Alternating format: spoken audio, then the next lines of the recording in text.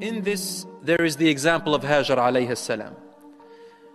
Ibrahim alayhi salam married her after Asya alayhi salam, after Sarah alayhi salam gave her as a gift to her husband Ibrahim alayhi salam to marry, when he couldn't have any children. And Allah gave him a child from this woman. She was a servant of Sarah and she gifted her to him because she was very old. And Hajar alayhi salam was young.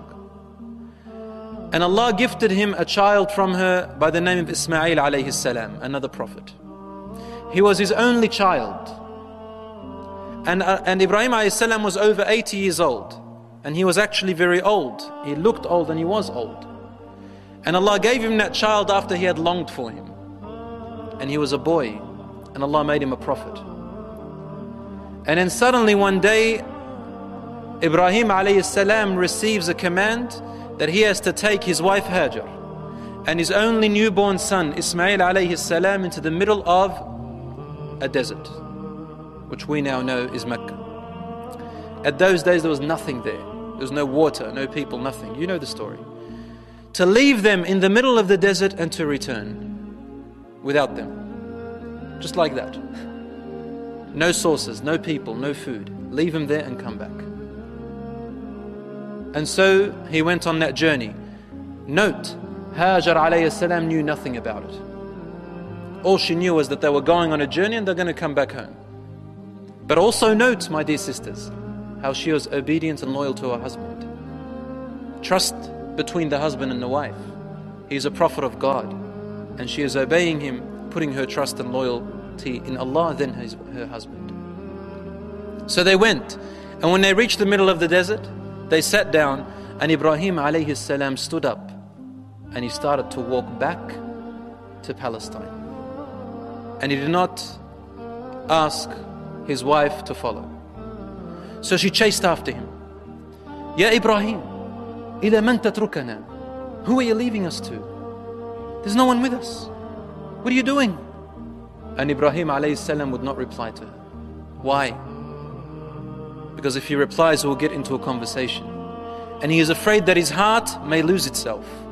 He has to fulfill the command of Allah subhanahu wa ta'ala. Allah has a plan. He just kept walking straight without looking at her. And she kept on following him. Ya Ibrahim, ila man tatrukana? Who are you leaving us to? And he would not reply. He just kept walking.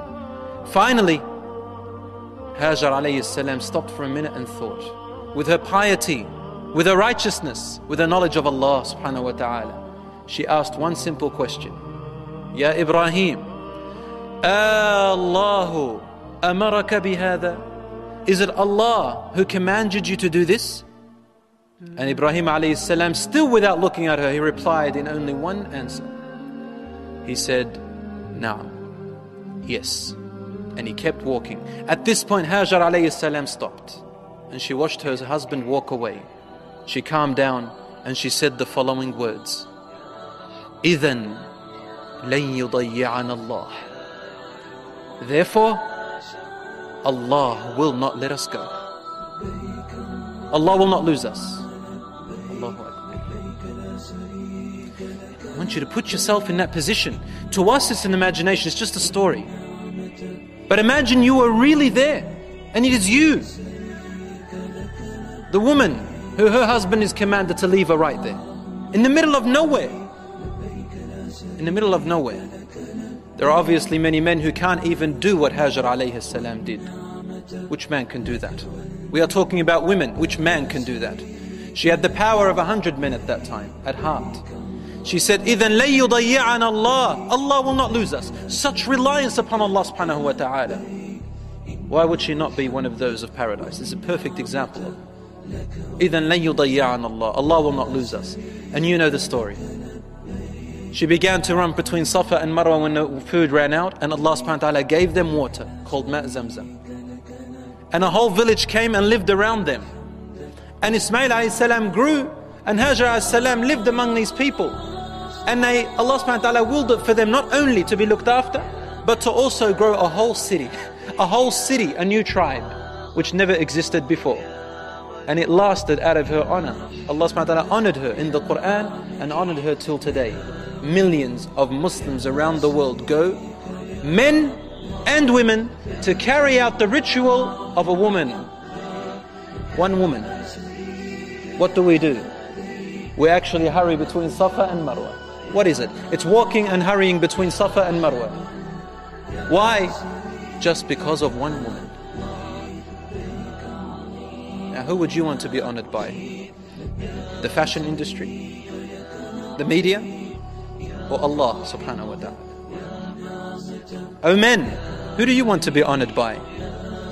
Your business at work? Be promoted a little bit? Okay, be promoted. But which one do you yearn for mostly? Compare. Is there any comparison between being honored by a human, by a man, or being honored by Allah subhanahu wa ta'ala? There is absolutely no comparison. And here is Hajar alayhi salam, one of the best examples, not only for the women, but for the men before the women.